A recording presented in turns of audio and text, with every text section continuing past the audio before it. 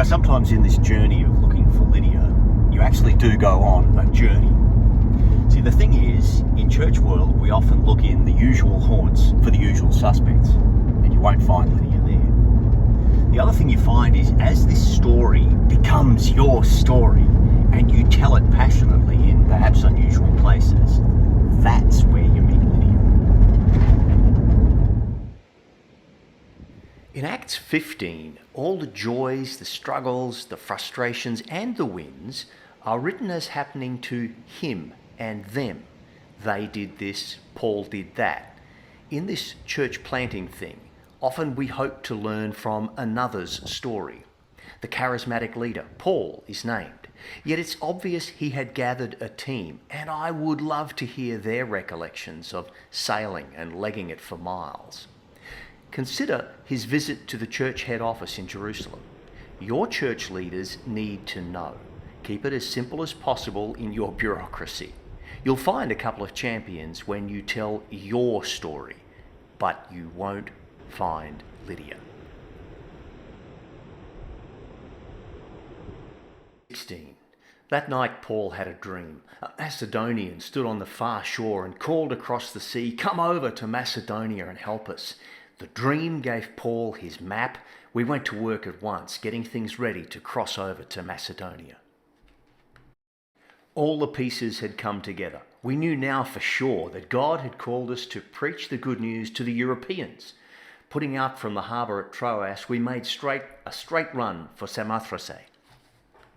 The next day we tied up at Neapolis and walked from there to Philippi, the main city in that part of Macedonia, and even more importantly, a Roman colony.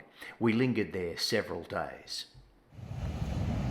There's a remarkable turning point about the passion and the ownership of the story that comes in about verse 9-10 of chapter 16. Everything in Acts up until then has been the third person.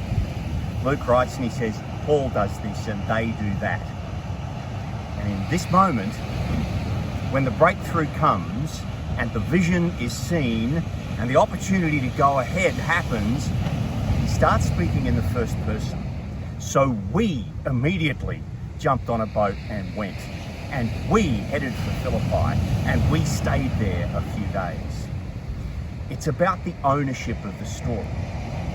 So the question for this episode might be, if you're part of pioneering a new thing, whether you be the leader, the pastor person in this, or one of those folks who said, yeah, I'm curious, I want to get in, what's the moment at which it becomes your story?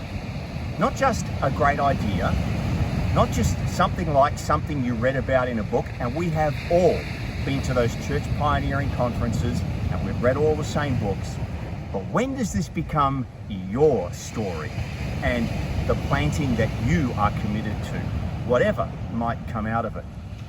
The equivalent, I think, comes to us in Luke 10, where the disciples do as they're told and they go into the village and Jesus says basically, come back and tell me what happened. And when they come back, they say, oh Lord, it was amazing. We saw demons fall from the sky and we saw healings and miracles, and it was just like, wow, we were right there in it, you know? And Jesus says, yeah, I saw all that in my spirit, but rejoice that there are names now written in the book of life.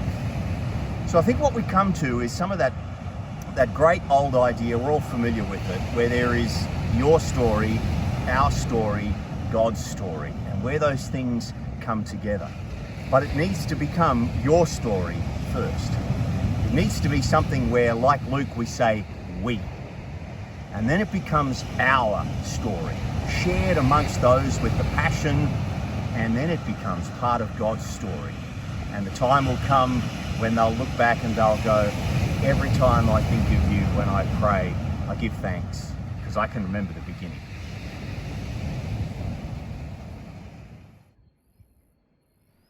This week, a good mate and I took time off to go surf at the town of Agnes Water. We found the local church on Sunday. They welcomed us, asked about our home fellowship. I must have got excited about the shopfront community space. Well, they invited us home, prayed for Bells on Main, gave a new guitar for the music nook, and put us in touch with a Christian entrepreneur back in Caloundra to help develop fundable outreach ideas for the space.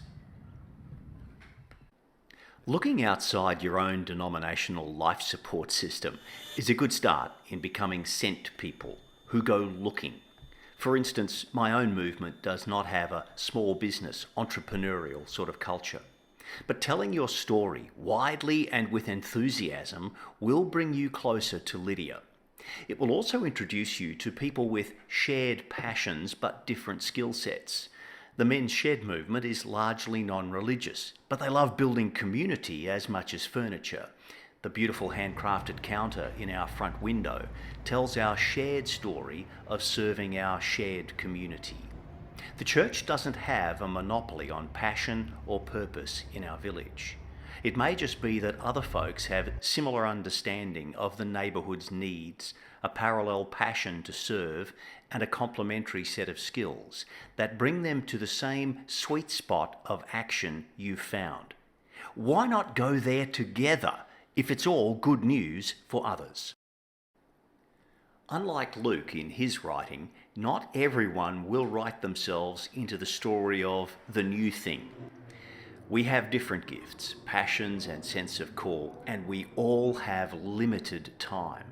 In a smaller fellowship, we have to face the challenge of remaining one body as members pour themselves into different commitments in our shared life of mission. For us, Bell's weekly dinner church, where we began in the suburbs, remains essential to who we are, yet we are inspired to this outreach of Bell's on Main. Don't stretch your church or demand too much. Allow each and all to find their belonging in ministry.